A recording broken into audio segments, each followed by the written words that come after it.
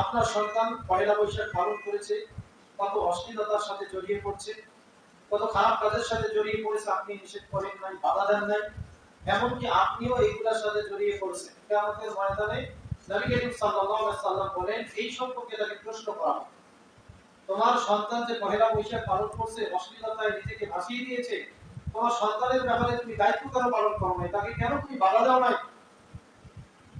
তোমার পাড়া প্রতিবেশী এই কাজ করেছে, কেন বাধা দাও নাই?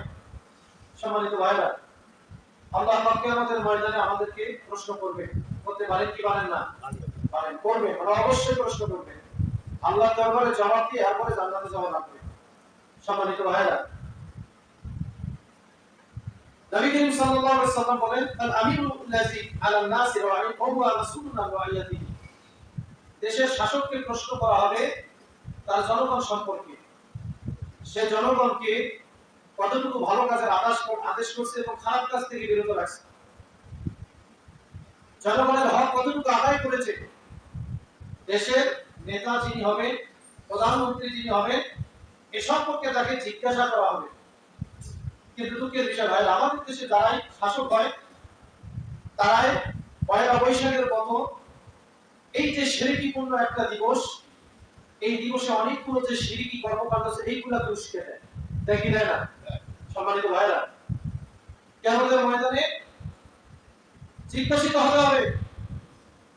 আল্লাহ নবী বলছেন, যেখানে খারাপ দেখলে শাসকের উচিত ছিল তাকে বাধা দেওয়া, কিন্তু আমাদের দেশে যারা ক্ষমতাবান, যারা নেতৃত্ব দেয়, তারা এই ধরনের হারাম কাজগুলোতে জড়িয়ে পড়ে। পড়ে কি পড়ে না?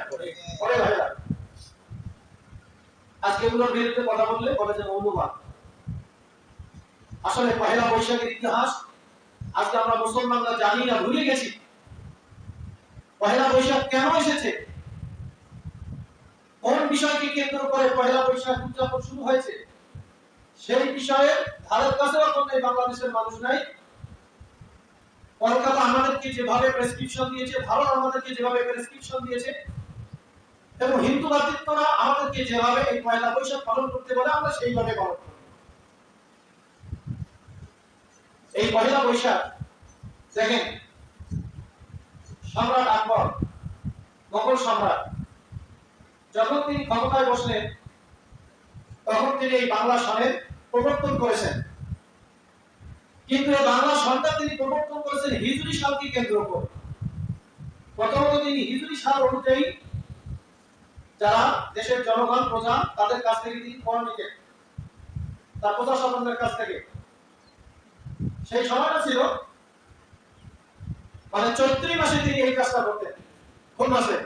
চৈত্রী মাসে। চৈত্রী মাসে তিনি তার প্রজাসাধারণের কাছ থেকে কর নিতেন, আবার প্রজাসাধারণকে মিষ্টি মুখ করাইতেন, বিভিন্ন রকমের খাবার খাওয়াইতেন, খাওয়ায় তাদের কাছ থেকে কিনে দিতেন, কর নিতেন। কিন্তু যখন তিনি দেখলেন, লক্ষ্য করলেন যে হিজরি সন অনুযায়ী যদি প্রজাসাধারণের কাছ থেকে তিনি কর আদায় করেন তাহলে ওদের হিসাব মেলে না। কেননা হিজরি সনটা হচ্ছে চন্দ্রকে কেন্দ্র করে এর তারিখ নির্ধারিত হয়। চন্দ্র মাস এবং চন্দ্র সন এবং সূর্য সন যেটা, এর ভিতরে কিন্তু 10-11 দিনের ডিসটেন্স আছে। এটা কি আছে? ডিসটেন্স আছে।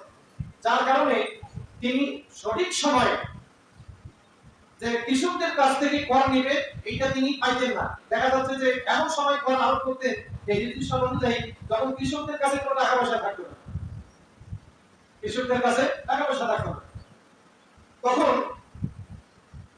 তিনি তার রাজদরবারে একজন জ্যোতির্বিজ্ঞানী এবং বিজ্ঞানী ছিলেন আমির ফতিহুল্লাহ সিরাজি, তাকে দায়িত্ব দিলেন যে চন্দ্র মাসের আলোকে, মানে হিজরি সনের আলোকে তিনি যেন একটা পঞ্জিকা নির্ধারণ করেন, বাংলা সন তিনি যেন নির্ধারণ করেন। তখন তার এই বিজ্ঞানী তিনি হিজরি সনকে কেন্দ্র করে সমন্বয় করে এই বাংলা সন প্রবর্তন করেন। এই কাজটা করেছেন তিনি 1584 সালে। কত সালে? 1584 সালে, সম্ভবত হিজরি 993 হিজরিতে। তো এই 1584 সালে তিনি বাংলা সন প্রবর্তন করেন, কিন্তু হিসাবটা শুরু করেন 1556 সালে সম্রাট আকবর যখন ক্ষমতায় বসেন, সেই সময় থেকে তিনি হিসাবটা শুরু করেন। কিন্তু সালটা বর্ণিত হয়েছে 1584 সালে। সম্মানিত ভাইরা, সম্রাট আকবর এই সাল প্রবর্তন করলেন যখন, তখন আরবি মাস ছিল, প্রথম মাস ছিল মহররম মাস। প্রথম মাস কি ছিল? মহররম। আর ওই সময়ে বৈশাখ মাসটাও ওই মহররম মাসে পড়েছিল, যখন এই বাংলা ক্যালেন্ডার যখন তিনি প্রবর্তন করেন। আরবি মাস ছিল মহররম মাস, আর বাংলা মাস ছিল কি? বৈশাখ মাস। এই মহররম মাসকে ভিত্তি করে বৈশাখ মাস হওয়ার কারণে তিনি বৈশাখ মাস থেকে শুরু করলে বাংলা সনের গণনা। বৈশাখ, চৈত্রী বৈশাখ, আর এর পহেলা তারিখটাকে তিনি প্রবর্তন করলেন নববর্ষ হিসেবে। সম্মানিত ভাইরা, তিনি কি জন্য এই নববর্ষ চালু করলেন? যে প্রজা সাধারণের কাছ থেকে যেন তিনি কর নিতে পারেন, এই জন্য। কিন্তু এখন যে পয়লা বৈশাখ পালন করা হয়, এই উদ্দেশ্যে পালন করা হয় না হিন্দুদের ধর্মীয় উৎসব হিসেবে পালন করা হয়? হিন্দুদের ধর্মীয় উৎসব হিসেবে পালন করা হচ্ছে। ভাইরা, আপনার অবাক হয়ে যাবে এই পয়লা বৈশাখের ভিতরে, পয়লা বৈশাখকে কেন্দ্র করে যত রীতিনীতি প্রবর্তিত হয়েছে সবগুলো এসেছে হিন্দু ধর্ম থেকে। কোন ধর্ম? হিন্দু ধর্ম থেকে, নয় বৌদ্ধ ধর্ম থেকে। বিভিন্ন ধর্মের অনুষ্ঠানকে কেন্দ্র করে পয়লা বৈশাখ পালন করা হয়। সম্মানিত ভাইরা, আমাদের দেশে কিছু মানুষ আছে এই পয়লা বৈশাখকে খুব হিন্দুদের রীতিনীতিতে তারা এগুলো পালন করে। করে কি করে না? পালন করে। মূলত নিজেদের মন মতো কোনো কিছু পালন করা মানা, এটা হচ্ছে প্রবৃত্তির অনুসরণ। বলেন কিসের অনুসরণ? প্রবৃত্তির অনুসরণ। আল্লাহ পাক কোরআনে কারীমের ভিতরে বলছেন, ওয়ালা তাত্তাবিউ আহওয়া কওমি, তোমরা সেই সম্প্রদায়ের প্রবৃত্তির অনুসরণ করো না যারা ইতিপূর্বে যারা পূর্ব থেকে পথভ্রষ্ট হয়েছে, পূর্ব থেকে পথভ্রষ্ট, ওয়া আদাল্লু কাসীরান, এবং যারা অনেক মানুষকে পথভ্রষ্ট করে, অনেক মানুষকে যারা পথভ্রষ্ট করেছে, তারা নিজেরা গোমরাহ ছিল এবং মানুষকেও কি করেছে? গোমরাহ করেছে। ওয়াদাল্লু আন সাওয়া'আস সাবিল, যারা সরল সঠিক পথ থেকে গোমরাহ হয়ে গিয়েছিল। আল্লাহ পাক বলেন, ঈমানদারগণ তোমরা ওই লোকদের অনুসরণ করো না।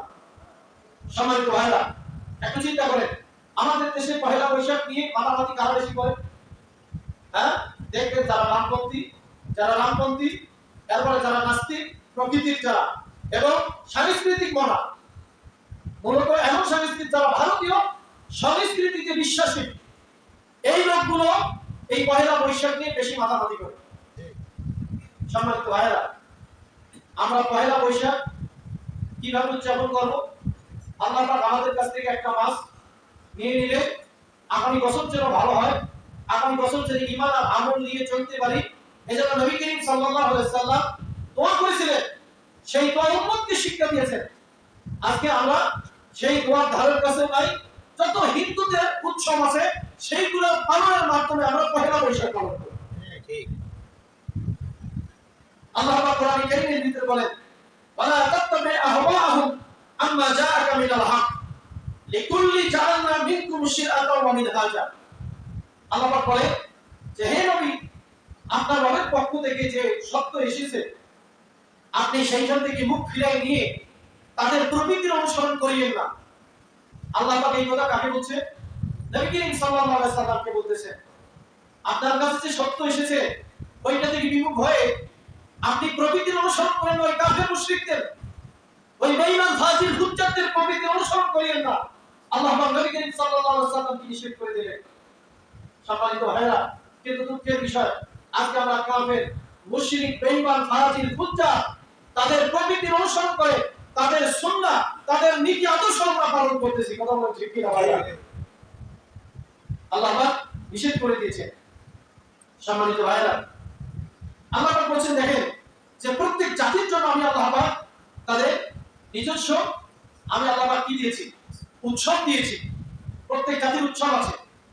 আমাদের উৎসব দুইটা। বলেন আমাদের উৎসব কয়টা? দুইটা। নবী করিম সাল্লাল্লাহু আলাইহি ওয়াসাল্লাম যখন মক্কা থেকে মদিনায় গেলেন, তিনি লক্ষ্য করলেন যে মদিনাবাসীরা বছরে দুইটা উৎসব পালন করে, একটা হচ্ছে নওরোজ আর একটা হচ্ছে মেহের চাঁদ।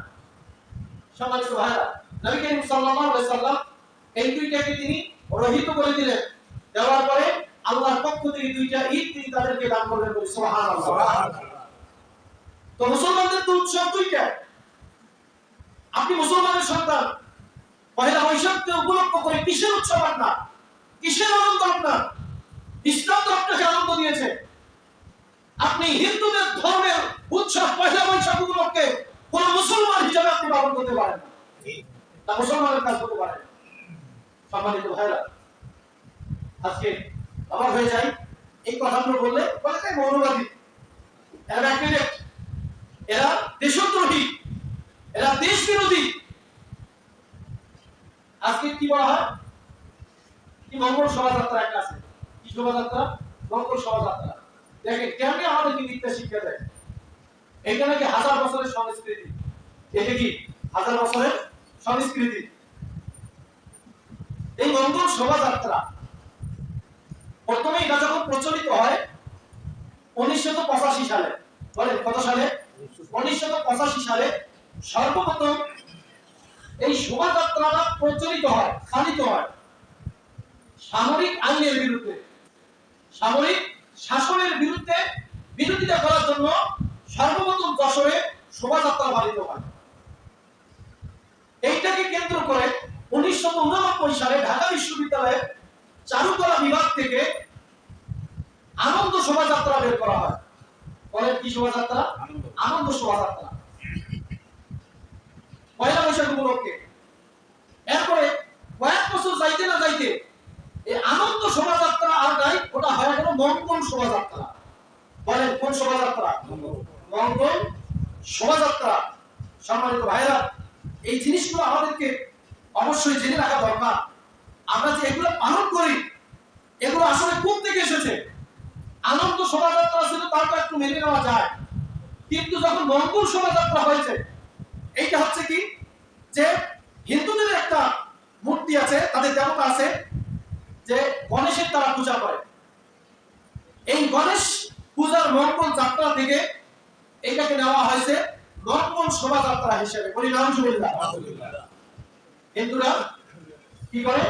গণেশের পূজা করে, এইটাকে তারা মঙ্গল যাত্রা বলে। এই মঙ্গল যাত্রা থেকে এই মঙ্গল শোভাযাত্রা পহেলা বৈশাখ উপলক্ষে গ্রহণ করা হয়েছে ভাইরা।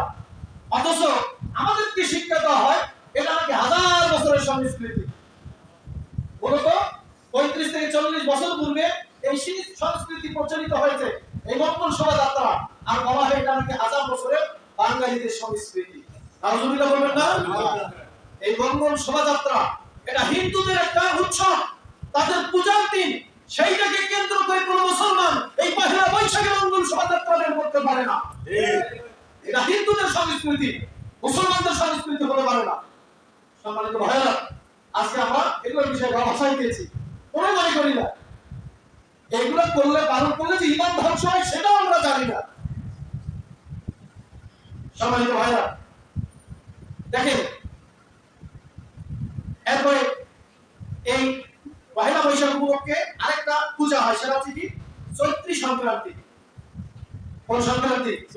চৈত্রী সংক্রান্তি। এইটা হচ্ছে হিন্দুদের পূজা। বলেন কাদের পূজা? হিন্দুদের পূজা। হিন্দুদের এই পূজা থেকে চৈত্রী সংস্কৃতি উৎসবটা গ্রহণ করা হয়েছে পহেলা বৈশাখে হয়। এরপরে দেখেন হিন্দু এবং বৌদ্ধদের একটা পূজা আছে, উল্কি পূজা। কি পূজা? বলে উল্কি পূজা। উল্কি হচ্ছে, উল্কি অঙ্কন করা ইসলামে সম্পূর্ণরূপে হারাম। উল্কি অঙ্কন করা ইসলামে কি হারাম? নবী করিম সাল্লাল্লাহু আলাইহি সাল্লাম বলেছেন, লানাল্লাহুল ওয়াশিমাতি ওয়াল মুস্তাশিমাত। আল্লাহ পাক লানত করেছেন, অভিশাপ দিয়েছেন ওই লোকগুলোকে যারা উল্কি অঙ্কন করে এবং যাদের উল্কি অঙ্কন করা হয়। যারা উল্কি অঙ্কনকারী, শরীরে এই যে ট্যাটু লাগায়, আছে না?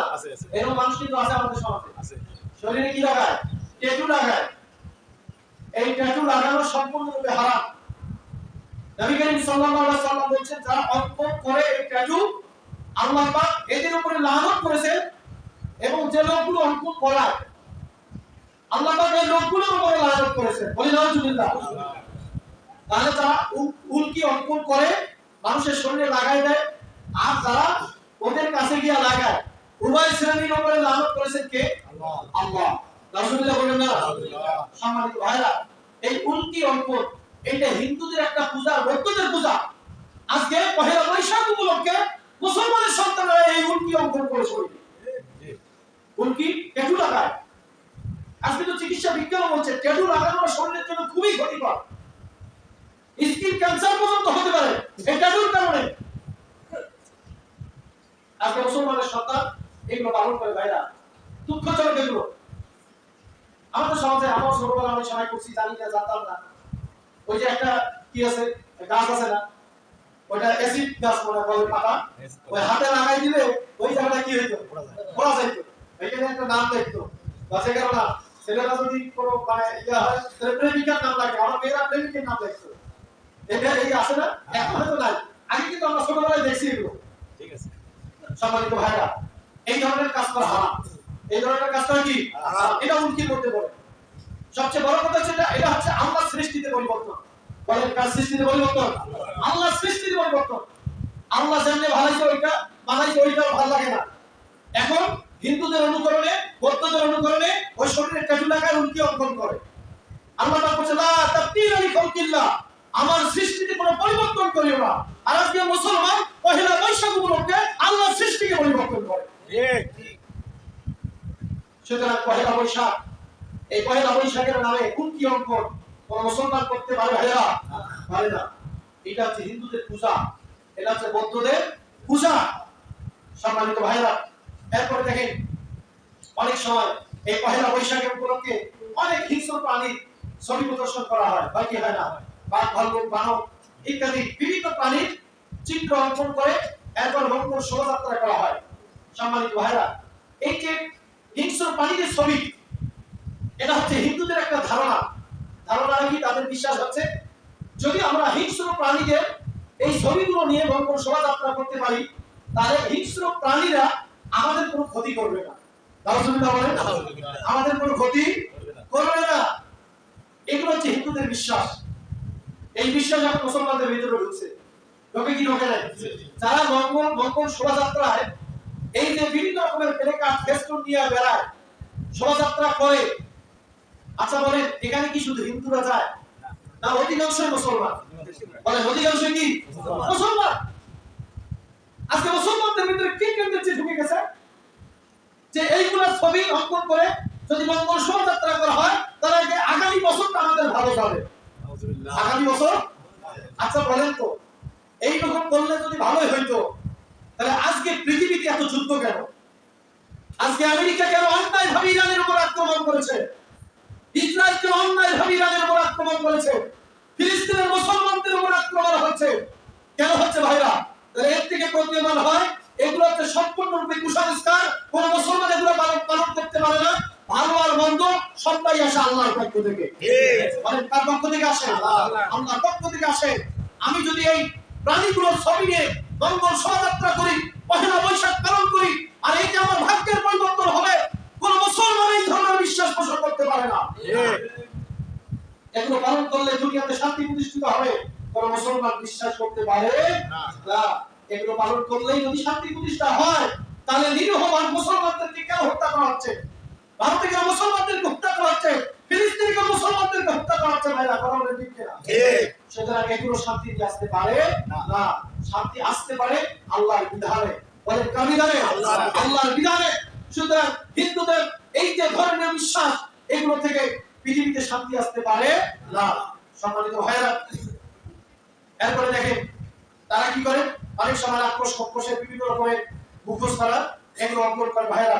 এরপরে দেখেন আজকে আমাদের দেশে কি করা হয়? ওই যে পান্তা কি ইলিশ আর পান্তা, শুটকির ভর্তা, এগুলো নাকি হাজার বছরের সংস্কৃতি। সম্মানিত ভাইরা, আপনারা একটু পড়াশোনা করে দেখেন যারা এই বিষয়ে মানে পহেলা বৈশাখের সাথে উৎপত্ত জড়িত। আমি একজন ব্যক্তির দেখলাম যে তিনি হচ্ছেন মানে এই সংস্কৃতি কর্মী এবং কট্টর পর্যায়ের একজন নাস্তিক পর্যায়ের লোক। তিনি তার বইয়ের ভিতরে উল্লেখ করেছেন যে এই যে পান্তা ইলিশ এইটা কোনো পহেলা বৈশাখের সংস্কৃতি না। তিনি লিখেছেন তার বইয়ে যে ছোটবেলা আমরা এগুলো দেখি নাই। পান্তা ইলিশ আজকে দেখেন তো, পান্তা ইলিশ খাওয়াইয়া এক শ্রেণীর মানুষ আছে হাজার হাজার টাকা হাতিয়ে দিচ্ছে, দেখি না? যেখানে গরিব মানুষ খাইতে পারে না, গরিব মানুষ খাইতে পারে না, সেখানে এই পহেলা বৈশাখ উপলক্ষে পান্তা ইলিশ এবং শুটকি ভাতের মানে আয়োজন করা হয়, শুটকি মানে খাওয়ার আয়োজন করা হয়, আর এর মাধ্যমে হাজার হাজার টাকা হাতিয়ে দিচ্ছে এক শ্রেণীর মানুষ আছে না? আছে। সম্মানিত ভাইরা, এটা নিশ্চিত রূপে অপচার। বলেন এটা কি অপচার? দেখেন যে এক পিস মানে আপনাকে এক কাজ ভাত খাইবে, পাতা খাইবে, এক কাজ কি করবে, পাতা খাইবে আর 1 মাসে দিয়ে খাইবে। আপনার কাছ থেকে 1000 টাকা 2000 টাকা 5000 টাকা রেখে নেয় না। আবার যুবকরা মানে যাত্রা হাতে আবার খায় না, খায় কাদের হাতে জানেন? মেয়েদের হাতে। বলেন কাদের হাতে? মেয়েদের হাতে। সুন্দর মেয়েরা ধৈর্য রাস্তার পাশে পাশে বসে থাকে, আর ছেলেরা গিয়ে তাদের কাছে মানে তাদের হাতে খায় না, আর মনে করে তা কি তৃপ্তি পাইলা। সম্মানিত ভাইরা, আল্লাহ পাক কোরআনে কারীমের ভিতরে বলে দিয়েছেন যে আমি আল্লাহ সকল প্রকার গোপন এবং প্রকাশ্য অশ্লীলতাকে হারাম করে দিয়েছি। সুতরাং মেয়েদের হাতে পান্তা ভাত খাওয়া আর ইলিশ খাওয়া এটা কোনো মুসলমান করতে পারে না। এটা সম্পূর্ণরূপে বিজাতীয় সংস্কৃতি, কোন মুসলমানের সন্তান এই কাজ করতে পারে না। এটাও হিন্দুদের থেকে আছে। কাদের থেকে আছে? হিন্দুদের থেকে। ভাইরা দেখেন, হিন্দুদের তারা একটা উৎসব পালন করে, সেটা হচ্ছে আশ্বিনে রান্না কার্তিকে খাওয়া। আশ্বিনে রান্না কার্তিকে কি খাওয়া, মানে চৈত্র মাসের শেষে রান্না করে শেষ রাতে এই ভাতটা রেখে দেয়, পরের দিন বৈশাখে পয়লা বৈশাখে কি করে এটা পান্তা বানায়। এটা কি বানায়? পান্তা বানায়। দেখেন যে আশ্বিনে রান্না কার্তিকে খাওয়া, এই প্রথা আদলে চৈত্রের শেষ দিনে রান্না করা, অন্নে জল ঢেলে পয়লা বৈশাখের সকালে পান্তা খাওয়ার প্রথা, যেটা সম্পূর্ণরূপে হিন্দুদের ধর্মীয় উৎসব হিসেবে পরিচালিত। সম্মানিত ভাইরা, এই কাজ কি কোনো মুসলমানের সন্তান করতে পারে? করতে পারে না ভাইরা। এজন্য আপনারা যারা এখানে আছেন, আমি অনুরোধ করব আপনারা এই ধরনের অশ্লীল কাজে নিজেকে জড়াবেন না। আপনার যে সন্তান আছে, আপনার যে পাড়া প্রতিবেশী আছে, তাদেরকে এই ধরনের কাজে জড়িত হতে দেওয়া যাবে না। সম্মানিত ভাইরা, এরপর দেখেন এগুলো অনেক কথা, এই যে কথাগুলো বললাম, বলেন এগুলো বেধর্মীদের সাথে মিলে যায় কি যায় না? এগুলো হচ্ছে বিধর্মীদের সংস্কৃতি, সেগুলো আমাদেরকে পহেলা বৈশাখের নামে মানে আমাদের উপরে চাপাই দেওয়া হয়েছে। নবী করিম সাল্লাল্লাহু আলাইহি সাল্লাম বলেছেন, মান তাশাব্বাহা বিকওমি ফাহুয়া মিনহুম। আমরা যদি এদের এই সংস্কৃতি গ্রহণ করি, এদের জায়গা যেমন জাহান্নামে, আমাদেরও জায়গা এদের সাথে জাহান্নামে হবে কি হবে না? সম্মানিত ভাইরা, নবী করিম সাল্লাল্লাহু আলাইহি সাল্লাম স্পষ্ট ভাষায় বলে দিয়েছেন। এরপর দেখেন, এই পহেলা বৈশাখ উপলক্ষে গান বাদ্য ছাড়া পহেলা বৈশাখ উদযাপনই হয় না। হয় না? হয় না। দেখবেন খালি ভাষণে গান বাজনা। পহেলা বৈশাখ কি গান বাজনা? গান বাজনা ছাড়া এই পহেলা বৈশাখ উদযাপন হয় না, পালিত হয় না। অথচ এই গান বাজনাটা হচ্ছে এটা হিন্দুদের উৎসব। বলেন কাদের উৎসব? হিন্দুদের উৎসব। তাদের পূজা উপলক্ষে তারা যদি ঢোল তবলা না বাজায়, তাহলে তাদের পূজাই হয় না। হয়? আমি কি ভুল বললাম ভাইরা? তাদের পূজাই হয় না। এটা তাদের ধর্মীয় সংস্কৃতি, তারা এটাকে এইভাবে মানে। কিন্তু পহেলা বৈশাখ উপলক্ষে দেখবেন মঙ্গল শোভাযাত্রার সামনে ঢোল তবলা গান বাজনা সানাইয়ের বাজনা বিভিন্ন কিছুকে সামনে নিয়ে বাজাইতে বাজাইতে মঙ্গল শোভাযাত্রা পালন করে। করে কি করে না? নাউজুবিল্লাহ বলবেন না? সম্মানিত ভাইরা, নবী করিম সাল্লাল্লাহু আলাইহি সাল্লাম বলেছেন, আল গনা ইমবিতুন নাফাকা ফিল কলব কামা ইমবিতুল মাউ সারা। গান বাজনা দেখেন নবী করিম সাল্লাল্লাহু আলাইহি সাল্লাম কি বলেন, যে গান বাজনা পানি যেভাবে শস্যকে উৎপন্ন করে, গান বাজনা মানুষের দিলে অনুরূপভাবে নেপাকিকে উৎপন্ন করে। গান বাজনা কি করে? নেপাকিকে উৎপন্ন করে। পানি যেভাবে শস্য উৎপন্ন করে, আপনি যখন গান শুনবেন আপনার ভিতরে নেপাকি তৈরি হবে। কি তৈরি হবে বলেন? নেপাকি তৈরি হবে। কিন্তু আজকে মুসলমান গান বাজনা কি এমন অনেক আছে, মানে এটা যে হারাম, হারাম মনে করে না, বৈধ মনে করছে। নাউজুবিল্লাহ। সম্মানিত ভাইরা, এই পহেলা বৈশাখ উপলক্ষে গান বাজনা হয় কি হয় না? এগুলো হয়। সম্পূর্ণরূপে হারাম। যে কথাটি আগে বললাম, যে অশ্লীলতার প্রসার হয়, মেয়েদের হাতে ছেলেরা মানে পান্তা ভাত খায়, ইলিশ মাছ খায়, শুটকির ভর্তা খায়, এটা সম্পূর্ণরূপে অশ্লীলতা। দেখেন এই ধরনের অশ্লীলতা যদি আমরা সমাজে ছড়িয়ে দেই, ছাড়িয়ে দেই, আল্লাহ পাক কি বলছেন? আল্লাহ পাক বলছেন ইন্নাল্লাযীনা ইউহিব্বুনা আন তাশিআল ফাহিশা ফিল্লাযীনা আমানু লাহুম আযাবুন আলীমুন ফিদ দুনিয়া ওয়াল আখিরাহ। আল্লাহ পাক বলেন যারা মুসলমানদের মধ্যে, ঈমানদারদের মধ্যে অশ্লীলতার প্রসারতা কামনা করে, আমি আল্লাহ তাদেরকে দুনিয়াও লাঞ্ছিত করব, পরকালেও লাঞ্ছিত করব বলে নাউজুবিল্লাহ। সম্মানিত ভাইরা, আজকে পহেলা বৈশাখ পালন করা হয় মঙ্গলের জন্য, গান বাজনার মাধ্যমে। আর আল্লাহ পাক বলেন যারা এই অশ্লীলতা তারা সমাজে প্রচলন করে, অশ্লীলতাকে প্রসার করে, আল্লাহ পাক বলেন আমি দুনিয়াও তাদেরকে শাস্তি দেব, পরকালেও শাস্তি দেব, যার কারণে আজকে দুনিয়াতে সুখ শান্তি বলতে কিছুই নাই। আচ্ছা ভাইরা, আল্লাহ পাক শাস্তি দিচ্ছেন আমাদেরকে, কেননা আমাদের মাঝে অশ্লীলতার প্রসার, গান বাজনার প্রসার, জেনাবা বিচারের প্রসার, এইগুলোর কারণে আল্লাহ পাক আমাদেরকে শাস্তি দিচ্ছে। আর সেটা পয়লা বৈশাখের মাধ্যমে, মানে একটা বছর যে শুরু করবে, আল্লাহ পাক যে একটা বছর দিয়ে গেল আমাদের হায়াত থেকে, আর একটা বছর যে আমরা ভালোভাবে চলবো, এইটা আমাদের গান বাজনা দিয়ে শুরু হয়, অশ্লীলতা শুরু দিয়ে শুরু হয়, শিরক দিয়ে শুরু হয়। আল্লাহ পাক কিভাবে আমাদের ভাগ্যের পরিবর্তন করে? ঠিক সম্মানিত ভাইরা, এই জিনিসগুলো আমাদেরকে বুঝতে হবে ভাইরা। এরপর দেখেন আরেকটা হচ্ছে অপচয়, অনর্থক কাজ করা হয়। অপচয় করা হয় কি ভাইরা? দেখেন মানে অশ্লীলতা হয়, অপচয় হয়। অশ্লীলতা কেমনে হয়? যে দেখবেন এই দিবসকে কেন্দ্র করে মেয়েরা সাদা কাপড় পরে, পরে না? সাদা কাপড় পরে, আবার হলুদ কাপড় পরে, কাপড় এমন পরে মাশাআল্লাহ, মানে বসারের থেকে আরো বাড়তা, এরকম পরে না?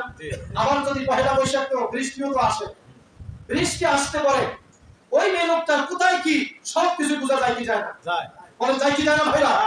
আচ্ছা বলেন, একটা উৎসব আমরা একটা দিন শুরু করতে যাচ্ছি বছরের, অশ্লীলতা দিয়ে, কি দিয়ে বলেন? অশ্লীলতা দিয়ে। এরপরে অপচয় দিয়ে এই দিবসটা আমরা শুরু করতেছি বিভিন্ন রকমের অনর্থক কাজ করার মাধ্যমে। আল্লাহ পাক কোরআনে কারীমের ভিতরে বলছে কুলু ওয়াশরাবু ওয়া লা তুসরিফু ইন্নাহু লা ইউহিব্বুল মুসরিফিন। তোমরা খাও এবং পান করো, খবরদার অপচয় করিও না। কি করিও না? অপচয় করিও না। সম্মানিত ভাইরা, এরপর দেখেন এই পহেলা বৈশাখকে উপলক্ষ করে আরেকটা কাজ করা, সেটা হচ্ছে বউ মেলা। বলেন কি মেলা? বউ মেলা। পহেলা বৈশাখকে কেন্দ্র করে এই বউ মেলাটা হচ্ছে কি হিন্দুদের থেকে ধার করে নেওয়া। এটা কি শুনছেন আপনারা? এই ইয়াগুলোকে কি করা হয়? বউ মেলা করা হয়। দেখেন সোনার গায়ে এই বউ মেলাটা বসে। 100 বছর আগে এই বউ মেলার প্রচলন হয় এবং এই বউ মেলাটা 5 দিন ব্যাপী চলতে থাকে। কয়দিন ব্যাপী? 5 দিন ব্যাপী। আর এই বউ মেলাটা বসে প্রাচীন বটবৃক্ষের নিচে। প্রাচীন সোনার গায়ে যে প্রাচীন যে বটবৃক্ষ আছে, এইটার তলায় কি হয়? এই বউ মেলাটা বসে এবং একে হিন্দুরা সিদ্ধেশ্বরী পূজাও বলে। কি পূজা? সিদ্ধেশ্বরী পূজা বলে তারা। এই মেলাতে হিন্দু যুবতীরা, হিন্দু মেয়েরা, হিন্দু নারীরা তারা একত্রিত হয়ে দেবীর পূজা অর্চনা করে। সম্মানিত ভাইরা, একটু চিন্তা করেন, এই বউ মেলাটা এটাও এখন পহেলা বৈশাখের অংশ হিসেবে পালন করে। নাউজুবিল্লাহ বলবেন না? আরেকটা পালন করে কি? ঘোড়া মেলা। ঘোড়া মেলা এটাও কি হিন্দুদের থেকে আছে। এটাও সোনার গায়ে থানার যে পেরাত গ্রাম, একটা পেরাত গ্রাম আছে, এইটার পাশে এই মেলাটা বসে ভাইরা। এইখানে একজন হিন্দু ব্যক্তি, তিনি হিন্দু ধর্মযাজক ছিলেন, তার নাম হচ্ছে জামিনী। তিনি প্রত্যেক বছর পহেলা বৈশাখে এইখানে এসে মানে তাদের ধর্মীয় উৎসব হিসাবে প্রসাদ খাওয়ায় মানুষকে। কি খাওয়ায়? প্রসাদ খাওয়ায়। এই প্রসাদ খাওয়ায়। এরপরে এই ব্যক্তি যখন তিনি মারা গেলেন, এই জায়গায় হিন্দুরা একটা কি করলো? স্মৃতিস্তম্ভ তারা বানালো। এরপর এইখানে প্রতি বছর তারা মাটির যে ঘোড়া, এই মাটির ঘোড়া তারা এই জায়গাতে রাখে। সম্মানিত ভাইরা, এইটাকে কেন্দ্র করে তারা বিভিন্ন রকমের উৎসব করে। কিন্তু এখন সেইটাও পহেলা বৈশাখের অংশ হিসেবে ঢুকে গেছে। নাউজুবিল্লাহ বলবেন না? সম্মানিত ভাইরা, আরো অনেক তথ্য ছিল, সময়ের অভাবের কারণে বলা সম্ভব হচ্ছে না। তো যাই হোক, আমরা সামনে আমাদের প্রথম মানে মঙ্গলবারে এই পহেলা বৈশাখ, এই ধরনের যে কর্মকাণ্ড, এগুলো আমরা মুসলমান হিসেবে করতে পারি না এবং আমরা করবো না। আমরা আল্লাহ পাকের কাছে বেশি বেশি দোয়া করবো যে আল্লাহ, একটা বছর আমাদের গুনাহ দিয়ে কাটায় গেছে, অসংখ্য গুনাহ আমরা করেছি, আল্লাহ এই গুনাহগুলো আপনি আমাদের মাফ করে দেন। এই যে নতুন বছর আসতেছে, এই নতুন বছরটা যেন আমরা ঈমান আর আমলে যেন কাটাইতে পারি, চলতে পারি, হে আল্লাহ আপনি আমাদেরকে সেই তৌফিক দান করেন। এই কথা আমরা করবো তো ইনশাআল্লাহ। ইনশাআল্লাহ আল্লাহ পাক আমাদেরকে বুঝার তৌফিক দান করে দিবেন। আল্লাহুম্মা আমিন। যারা চারা কাজ শুরু করেন, শুরু করে